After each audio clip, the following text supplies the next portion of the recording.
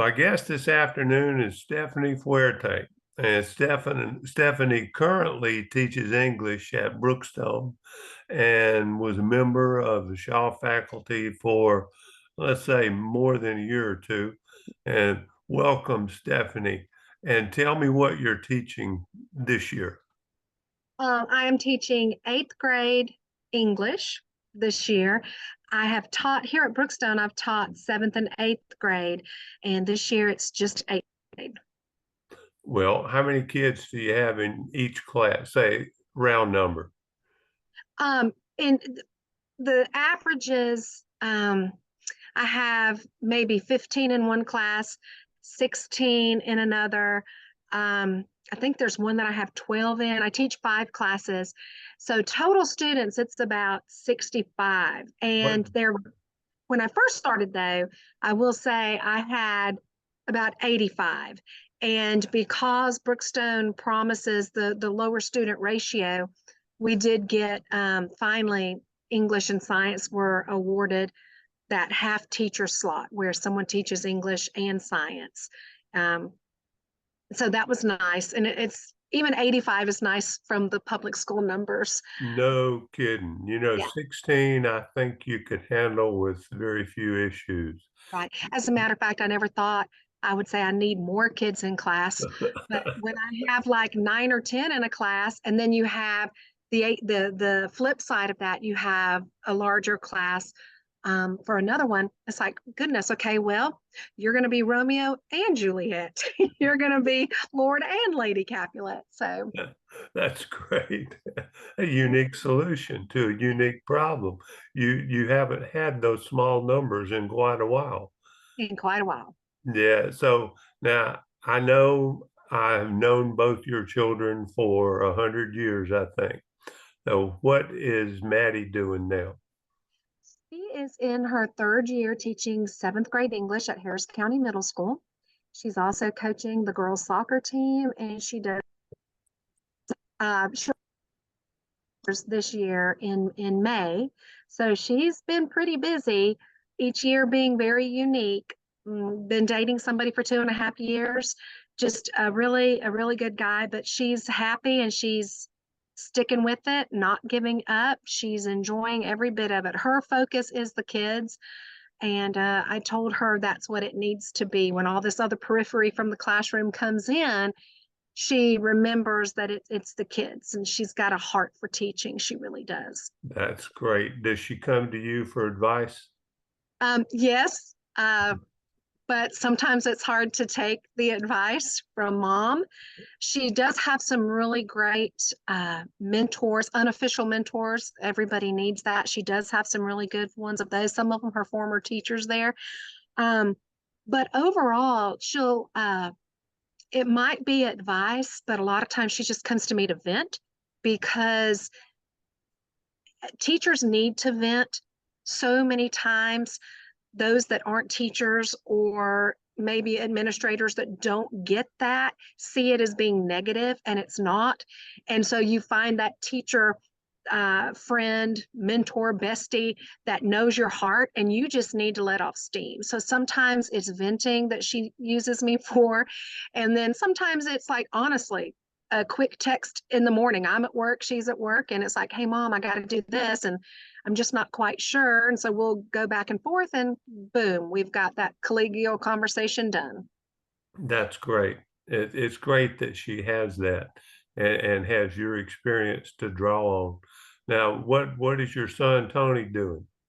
Oh, goodness. Well, he was part of the dual enrollment program his senior year at Harris County, and he opted to not take any of there were a couple of baseball offers, because he said, I could go and I could pitch every once in a while in a game and have fun, or I could go ahead and get my life started. He's always thinking, he's got a 10-year plan. He's always thinking so many steps ahead that I feel like sometimes I have to tell him, slow down and enjoy now as well. And I don't see that in a lot of 19-year-old boys these days. But he has his realtor's license. He Oh, has great. of a couple of good mentors. He has closed, I think, 3 properties. That was his goal, is to become a realtor, but in that process, which is kind of interesting because as teachers, we see this in students all the time, he found his greater love, which is finance and numbers. He's always loved math. I do not know why. He's majoring in finance, and he's going to try to get a job as a teller really soon, and then move on up once he gets that degree in finance to, bigger and better things. Well, yeah, I understand the problem with the math issue. I talked to the oldest grandson the other day. He's finishing his second year in Tuscaloosa, and he's in business. Yeah. And he's having to take accounting and calculus this summer. And I told him I'm not able to help you other than maybe find you a tutor, Yeah. because I prayed my way through Algebra 2 in high school. And that was as far as I wanted to go, as far as I was probably mentally able to go.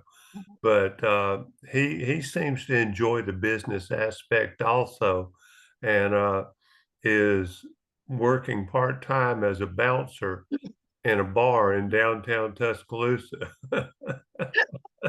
That's great. That's awesome. Yeah. Now, trace, if you would, your personal educational journey start with elementary school. Okay. My dad was retired Air Force, so elementary years were in Warner Robins Air Force Base, and then when we moved to Columbus when I was 9. So I'm a little in age right now, so I have to say pretty much I'm from this area. But I went to Waddell Elementary School, and then Fort Junior High School, not middle school, Right. and then I went to Shaw, and from there, see it what was Columbus College.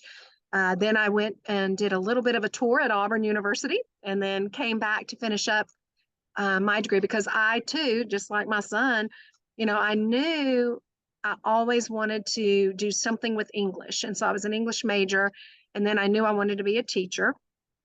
And I just wasn't quite sure the grade levels. And so I finally decided on that. And then when that was solidified, I came back to Columbus at CSU, and have my master's and specialist from there as well. So, who are the people that led you into teaching? Oh gosh. In elementary school, and I don't know if you would know this person or not, but my 6th grade English teacher, Jessie Arrington, just a phenomenal English teacher. I loved her, loved her, loved her. And I just felt like, and she was probably on the way out retiring, but there was something about her and her class. I just loved it. And then in science, I had a science teacher, John Westbrook, and he was eventually, I think it was John Westbrook. I know Westbrook. He eventually became the principal of Blanchard, but he just had a way with students, encouraging and being there. And I think it's kind of interesting. I had that male and female perspective. And then there were a few middle school teachers. It's kind of interesting that I do remember some of them, but really a great impact that they had on my life. And that's what I'm doing now. But in high school, I'm going to say a couple of names: Alton Pitts and Mike Rainier, Debbie Ball, Bubba Ball. I mean, when I was a student at Shaw, it was a family. And when I came back to teach at Shaw for 24 years, it was a family. It was just amazing. And so it was really a blessing to be able to come back to teach with my mentors. That's a great story. We all have those people that affected us, some for better and some for worse, but Yeah, it sounds like you had more good ones than most people get a chance to have. absolutely. Well, great. Tell me about your first few years of teaching.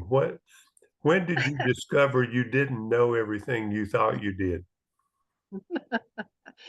Probably the first year. Oh, I'm sure it was the first year. My first year of teaching, It was actually at Harris County High School, which is right now, it ended up being the middle school. Now it's the science and technology for them. Right. And I only stayed there for 2 years because then Shaw had an opening and I ran home as fast as I could. Not anything against Harris County, but Shaw was my home.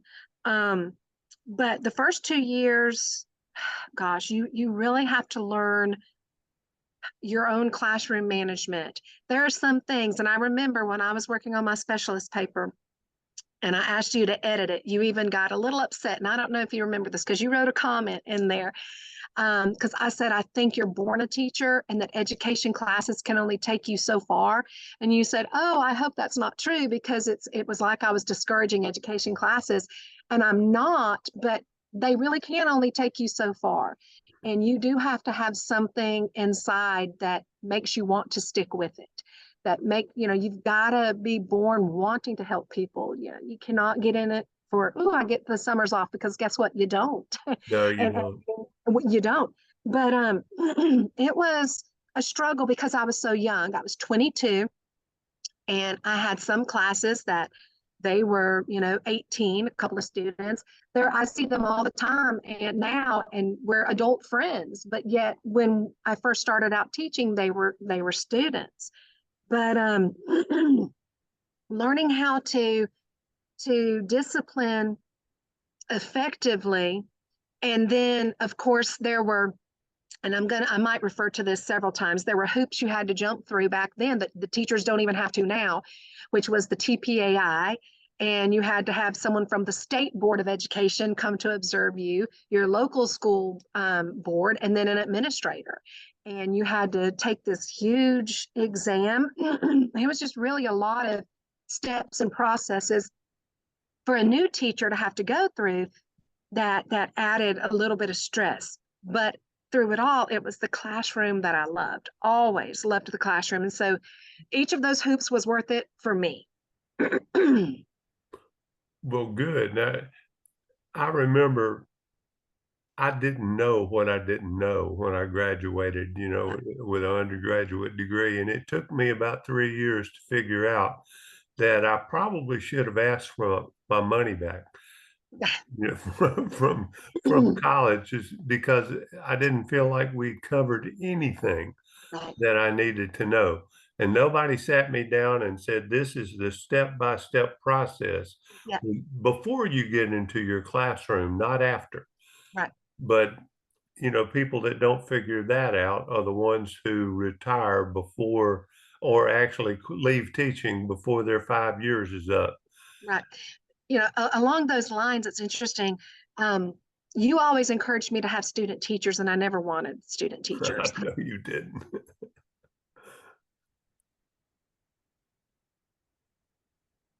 Students any day of the week for group projects, for group lessons, for them to teach the class. I didn't want to give it up to another adult. There was just something about that was just unacceptable to me. But when I went down to middle school, I was kind of forced to take some student teachers, voluntold, and I did. And I asked each one of those teachers, I said, okay, do you want, nothing against CSU, because they've got some great instructors there and great programs there, and some of them are my friends. But I asked them, do you want the CSU required student teach checklist, or do you want the real immersion of what it's like to be a teacher? Because if I can trust you, I will gradually let you have it and you can see.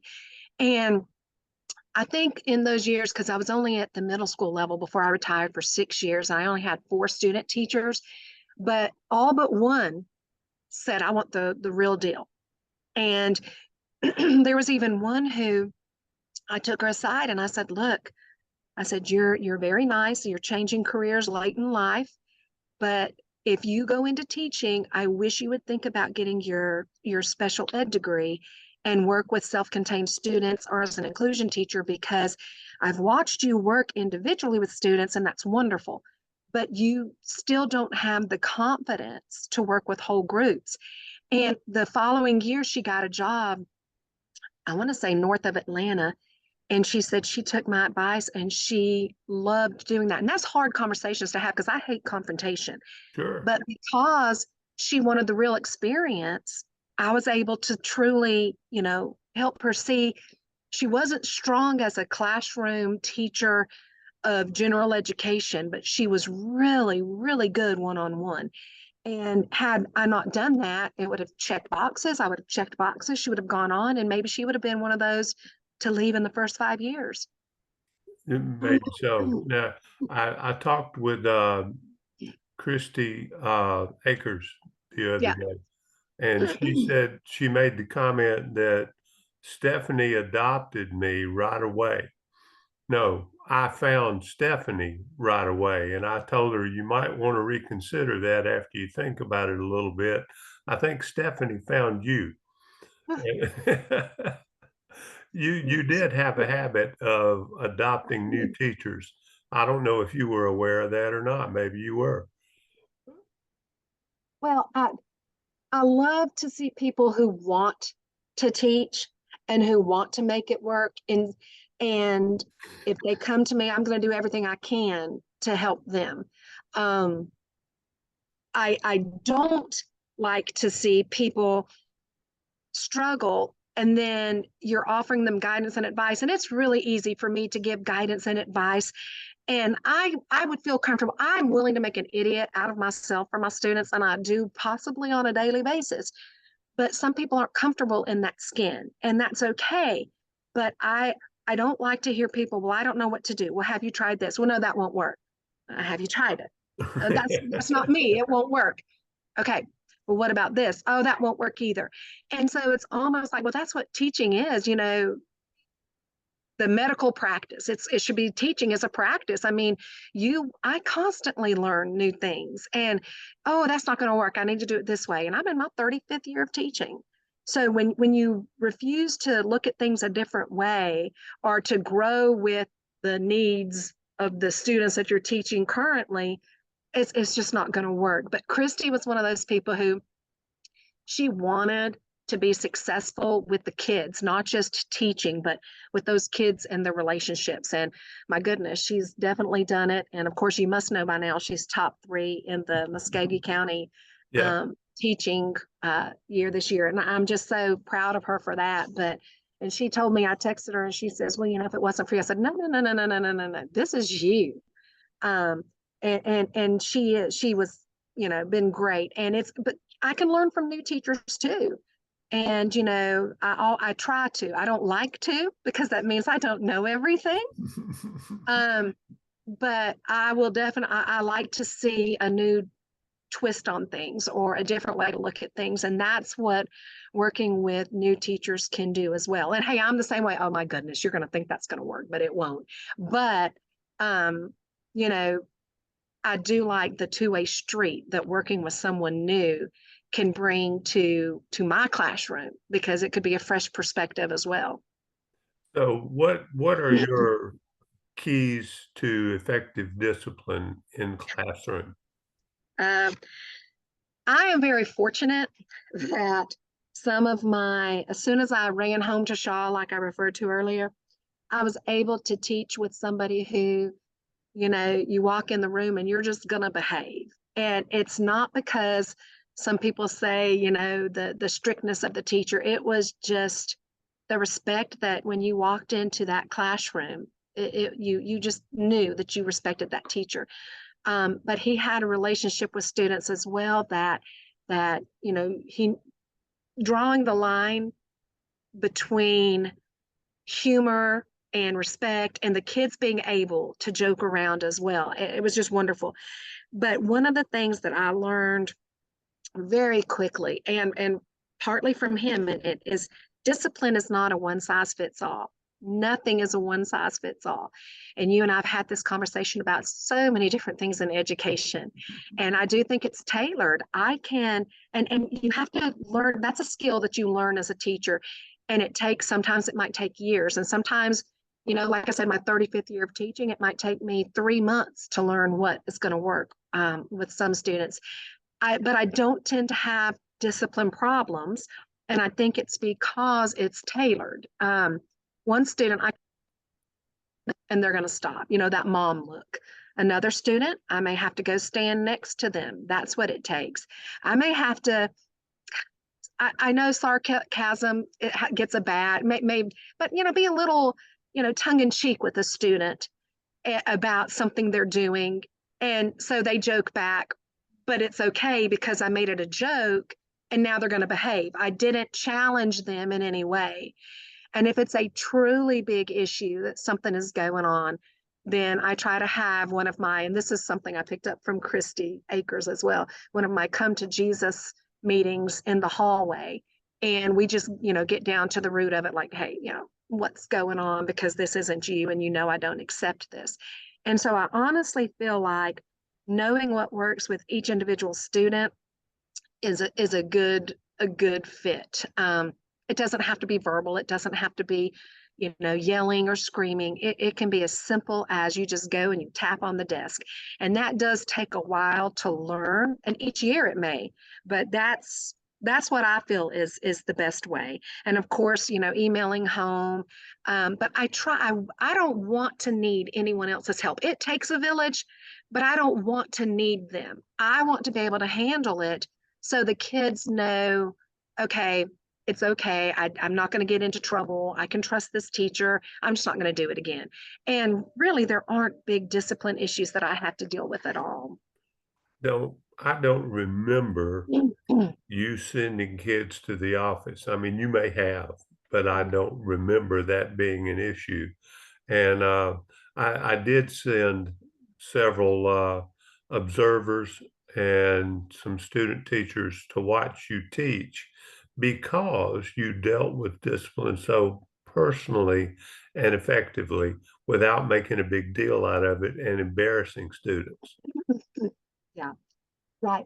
When you embarrass them, it discourages them. And anyone who knows me, if they watch this, they're going to say, "Oh, you embarrass people all the time." But it's so different in the classroom. And what you think about as embarrassing is not what that is in the classroom. Um, I got to make sure. I have to make sure that I don't do anything to the personal relationship that's going to affect the child from wanting to come to my class. Um, so I don't. I do discipline, you know, so many people say don't make discipline personal. In my mind, you have to make discipline personal, but not personally offensive, Right. personal each child. And there's a difference. And I think sometimes people get caught up in terminology, certain words, but no, you know, if you look at it a certain way, it means something completely different. When you make discipline personal, it's like that's what fits that child and that's what that child needs. Even your individual children at home need different methods of discipline sometimes. Amen. Well, now, who is your favorite author? You know, that's an unfair question because Then name I a few. okay, I love um you know, because when I say these things, sometimes people, literature people might get upset with me because it's like, oh, you're an English teacher. You don't read all these wonderful works. No, I do when I teach them. And I do when I want the students to read them. But because I have so much of that I do during the year, I want the stuff that I want. I love to read, not gore, not anything like that. But I do love an author, Dean Koontz, because it's more of a psychological thriller. Things that, what if this happened, or you know, it's more of a mind twist. I love. I'm trying to think. I actually read. I've never read Harry Potter. And there are a few teachers in my life that were just so upset with me for that. But my daughter finally said, Mom, read Harry Potter. It's good, even though it's children's books. And I'm going to tell you, I'm here to tell you that not because I'm a middle school teacher, but the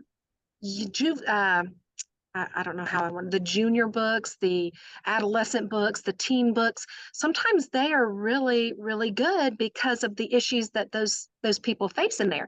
So I've read the first two Harry Potter books, and so I'm actually into that a little bit now. But I would say that I'm more of a genre person, not necessarily a particular author, but there are some things I will not read.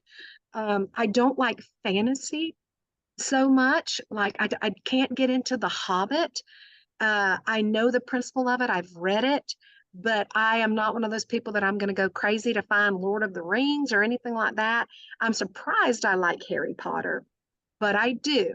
Um, so I don't know. I like books. An author may not necessarily be what I'm looking for, but if I can get into a book by the first chapter, and I'll give myself at least 50 pages. If I still can't get into it, I can't do it. Well, I understand that completely. I do like um, some fantasy. I've read The Hobbit probably a dozen times, Oh, and I admire Robert Heinlein and Mark Twain oh, immensely. yes, yes, and, I do too. and Quite a lot of, one. a lot of the other stuff I felt obligated to read, like Moby Dick. I don't know that I really got a lot out of Moby Dick, but I read it because we were supposed to. Yep. And I don't read a lot of Shakespeare, but I still remember um, what is it Mark Antony's speech? At his funeral, at Yeah, Caesar's funeral. Yeah. yeah, Yeah. but They teach that for rhetoric purposes and everything. And there are things that I had to read in college as an English major that I would have never picked up to read on my own in 100 years, but I loved them. yeah, I mean, I ended up liking Jane Austen. And you know me, I'm almost the furthest from a Jane Austen person in real life that you can get. But I did like that. I would have never read that on my own. And so when I'm picking what I'm going to read with the students, I look at what they're going to be interested in and then some things that they might need as well. And it surprises me sometimes they like the things that are more classical in nature than the current stuff. So, sure. Well, and you've reminded me, I've never read Harry Potter either. And I've been sort of putting it off yeah, because I guess I'm a little bit of a science fiction snob. So right. it may be time to, give that up and go ahead and read the books. Maybe. And so, what are the differences in students now when you first began teaching? Oh, goodness. Well, and then I first started teaching high school. Now I'm in middle school, and I did high school for 24 years. And for the past, what, 11, it's been middle school. But I feel like when I first started, that the students were, and this could be my impression only, more in tune with what I'm at work, that students were more in tune. They seemed to be a little bit more interested, or at least worried if they didn't do something. Um, they I will say, and this is not including Brookstone, and this is nothing to say against any school, but I will say when I first started teaching, I feel like they respected teachers a little bit more. They were a little more worried that the teacher might call home and they might get in trouble at home. And now I feel like it's more of a challenge. We'll go ahead and call. Not that that's happened to me, but from what I see and from what I hear other teachers talk about, and now I feel like on the flip side, students, they want to be entertained. They're so distracted by so many different things. And here at Brookstone, I will say that I do, I don't have any respect issues. I don't have any discipline issues. But a big, big difference is the fact that I still feel like I'm trying to, if I don't entertain the students, if I don't, and there's a difference in entertaining and engaging. And I know that, we've all had that conversation for years. I try to be engaging and get them interested in the work, but often, oh, well, we did that before, or, what else is out there? Or they want to finish everything really quickly. to get to something that they want to do personally. Right. And that's because they have so much available to them. And I don't know if that made sense, but I feel like that's what it is, a And big difference. I've noticed that there seems to be a shorter attention span. And I call that the TikTok effect, for Yeah. lack of a better term. Mhm. Yeah. What do you do about cell phones in your classes? Well, our policy here now, when I was in public school, that could be a problem. And I would say no. And I would always have one student, of course, in middle school, they love being that kid.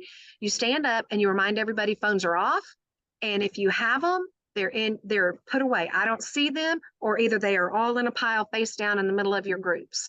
And you pick it up, your whole group might get into trouble. So they help monitor each other. But here at Brookstone, they turn them in their advisory at the beginning of the day. And then at the end of the day, they come and pick them up. Austin reminded me the other day that if you pile cell phones together, some of them have the ability to take information from any phone they are adjacent to. Wow. So be careful of that. Like I said, I don't have to do that now. And even then, the kids didn't want to put them in a pile, but they had that was before they had the one-to-one Chromebook policy. So it Right. was nice for them to have it. You've got to learn how to let them use it, but you have to monitor that too. Sure you do. Now, use your English teacher's magic wand Okay. and pick out one problem in education that you can solve with your magic wand. So what would that be? All right, I'm gonna do a really magic trick, a real good magic trick here, because my one thing includes a lot, and that is stop making teachers jump through so many hoops all of the time. Amen. I mean, it's just ridiculous. And if you really want us to focus on teaching and engaging them and coming up with all these great things for them to learn with, we have to you have to let us do it. And it's almost like mind your business, stay in your lane. I wish teachers you have to have vertical alignment. You have to have vertical alignment, and you have to have a curriculum. But once that's given to a teacher, I wish there was trust in that teacher to do with it what he or she needed to do. And because I know my students, that's my job, is to know my students. You don't know how they're learning in English. You don't know their capabilities. I do, or I should, as a good teacher. And so I want the autonomy to be able to handle that. Here, I'm really allowed to do that. And that's what's amazing. So And I'm very, and your job is not dependent upon the student test score either, is no, no. I mean, I could teach my heart out and still, the students that would be successful on the GMAS might opt out of taking it. it? Yeah. It doesn't need to be dependent on the students' scores. No. Mm-mm. Well, great. Stephanie, we got a couple of minutes left here.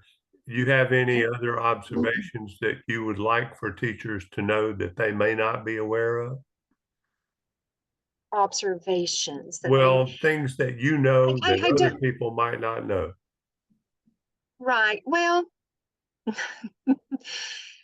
honestly, if you, it's so great. You need other teachers in your life, in your professional life, but at the same time, if at all possible, you got to get out there. You've got to spread your wings. You got to fly. But then sometimes staying in your own classroom can help you keep your sanity and try instead of trying to get involved in this other person's classroom. But then this sounds so contradictory. But first 5 year teachers within their first 5 years, they really do need to find a mentor that's honest but not negative, and understand that you have to don't think that these teachers are, oh my gosh, they're so creative, look what they can do. No, the idea in teaching is beg, borrow, and yourself as far as needing that, and you've got to reach out for the help before you find yourself drowning. Excellent. Stephanie, I appreciate your willingness to have a conversation today. You've always been one of my favorite teachers to watch because you have the ability to make class fun, even English. Well, Thank you. I appreciate that. well, please tell your children and your husband I said hi, and we may be talking again pretty soon. We had a good start today. Okay. All Thank right. you. Thank you.